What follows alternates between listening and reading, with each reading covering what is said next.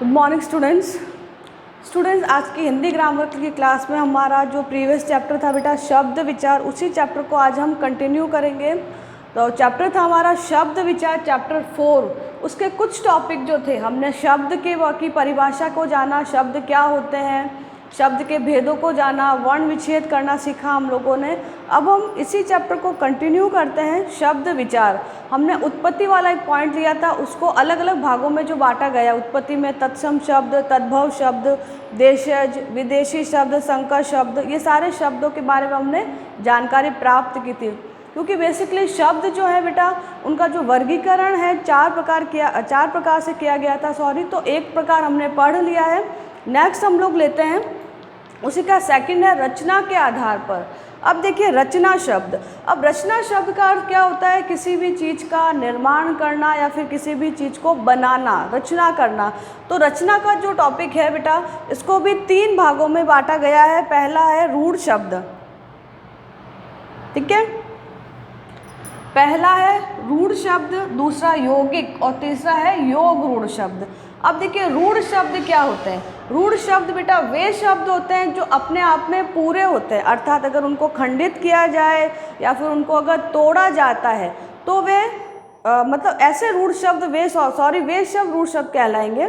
अगर उनको तोड़ा जाए, खंडित किया जाए, ना तो आगे वाले शब्द का कोई अर्थ रहता है, ना ही पीछे वाले शब्द का कोई अर्थ नहीं रहता है, वे अपने आप में ही पूरे होते हैं। जैसे एक शब्द है कक्षा, ठीक है, कक्षा में से क अलग किया और शाह अलग किया, ना तो क का कोई मीनिंग है ना ही कोई शाह का मीनिंग है। इसी प्रकार है शब्द खत, ठीक है, आपने ख को अलग किया और त को भी अलग किया, दोनों का अगर कोई मीनिंग नहीं मिलता है आपको तो वो किसके अंदर आ जाएगा बेटा? रूढ़ शब्द के अंदर। अर्थात रूढ़ शब्द वे शब्द होते हैं जो अपने आप में पूरे होते हैं, उनको खंडित करने पर मूल शब्द का भी, अर्थात जो आगे जो शब्द होता है, जो मुख्य शब्द होता है, उसका भी मीनिंग नहीं निकलता है और पीछे वाले शब्द का भी अगर कोई मीनिंग नहीं निकलता है, वे सब किस में आएंगे? रूढ़ शब्द में आएंगे, ठीक है। नेक्स्ट है हमारा यौगिक शब्द। अब देखिए यौगिक शब्द जो है बेटा योग से बना है। योग का अर्थ होता है जोड़ना या फिर प्लस करना, ठीक है। अब देखिए यौगिक शब्द बेटा वे शब्द कहलाते हैं जो खंडित किए जाने पर, ठीक है, तोड़े जाने पर आप दोनों मीनिंग का अगर आपको अर्थ मिलता है तो वो किसका उदाहरण हो जाएगा? यौगिक का। क्योंकि यहाँ पर क्या हो रहा है, आपस में 2 शब्द जो है बेटा जुड़ रहे हैं, वे किसका उदाहरण हो जाएगा? यौगिक का। जैसे मैंने आपको शब्द दिया विद्यालय, आपने इसको तोड़ा, विद्या प्लस आलय, ठीक है। तो विद्या का भी अर्थ होता है और आलय मतलब घर, अर्थात वे शब्द यौगिक शब्द के अंतर्गत आएंगे या उसके अंदर आएंगे जिनको खंडित करने पर दोनों शब्दों का आपको अर्थ मिलता है, वे किसके अंदर आ जाएंगे बेटा? यौगिक में। इसी प्रकार है देवदूत, खंडित किया, देव अर्थात ईश्वर और दूत मतलब जो उनका वाहक होता है, जो उनका संदेश वाहक होता है, इस प्रकार। तो शब्द को तोड़ने पर दोनों का अर्थ मिलता है तो वे किसका उदाहरण हो जाएंगे? यौगिक का। इसी प्रकार है नेक्स्ट हमारा योग रूढ़। अब योग रूढ़ शब्द बेटा वे शब्द होते हैं जो अपना सामान्य अर्थ तो निकालते ही हैं, सामान्य के साथ में अपना एक विशेष अर्थ भी निकालते हैं। जैसे पीताम्बर, ठीक है, पीताम्बर एक शब्द है। हिमालय, तो हिमालय को हमने तोड़ा, हिम प्लस आलय, तो हिम का अर्थ होता है बर्फ और आलय मतलब होता है घर, अर्थात बर्फ का घर, और विशेष अर्थों में हिमालय शब्द हिम प्लस आलय।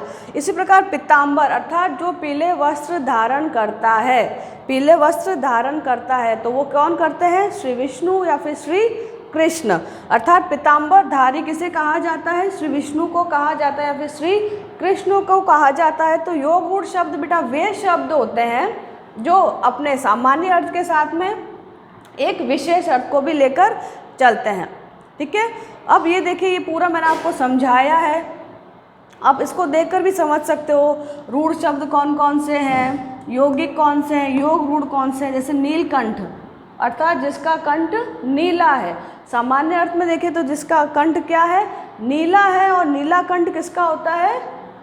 महादेव का, शिव जी का जलज अर्थात जो जल में पैदा होता है, अर्थात विशेष अर्थों में कमल, क्योंकि और कोई भी ऐसा फूल नहीं है जो जल में पैदा होता है, थोड़े समय बाद में वह जल में रहेगा, पानी में रहेगा तो गल जाएगा, इसीलिए यह विशेष में आ जाएगा जलज। इसी प्रकार है लंबोदर अर्थात जिसका उदर लंबा है, लंबोदर, लंबो प्लस उदर, जिसका उदर अर्थात जिसका पेट क्या है, लंबा है, तो वो किसके उदाहरण, वो किसको कहा जाता है, सॉरी, श्री गणेश को।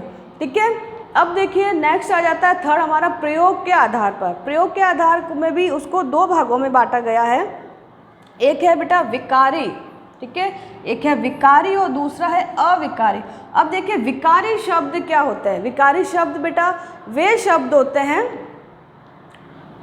अब देखिए विकारी शब्द लिंग वचन और कारक से क्या हो जाते हैं, परिवर्तित हो जाते हैं। जो शब्द चेंज हो जाते हैं वे किसके अंतर्गत आएंगे, विकारी में, परिवर्तित हो जाते हैं वे विकारी में, और जो परिवर्तित नहीं होते हैं वे आएंगे अविकारी में। जैसे लड़का, लड़का का आपने कर दिया लड़की, नदी, नदी का आपने वचन बदल दिया नदियाँ, ठीक है, अर्थात जो शब्द लिंग वचन और कारक से परिवर्तित हो जाते हैं वे आ जाएंगे विकारी में। और अविकारी शब्द में अविकारी शब्द कौन से होंगे, धीरे धीरे, कम, ज़्यादा, अरे,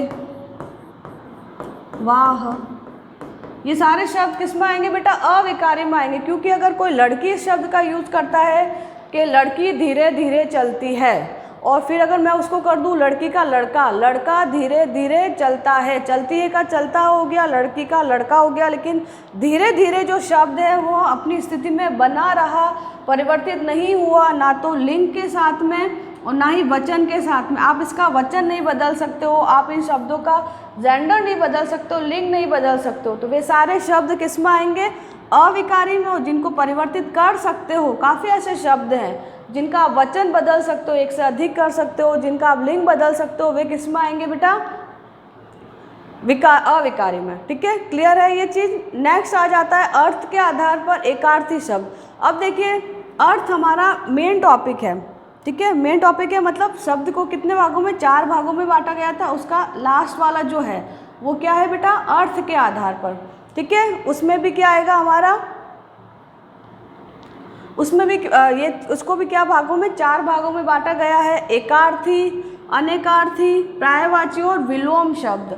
अब देखिए एकार्थी शब्द क्या होते हैं, एकार्थी शब्द वे शब्द होते हैं जिनका सिर्फ एक ही मीनिंग रहता है, वे चेंज नहीं होते, वे अपने एक रूप में ही बने रहते हैं, वे एकार्थी कहलाते हैं। इसी प्रकार अनेकार्थी, अनेकार्थी मतलब अपना एक से अधिक अर्थ निकालते हैं। जिस प्रकार कहते हैं कि अंक, अंक का एक अर्थ होता है संख्या, डिजिट, और एक अंक का अर्थ होता है गोद।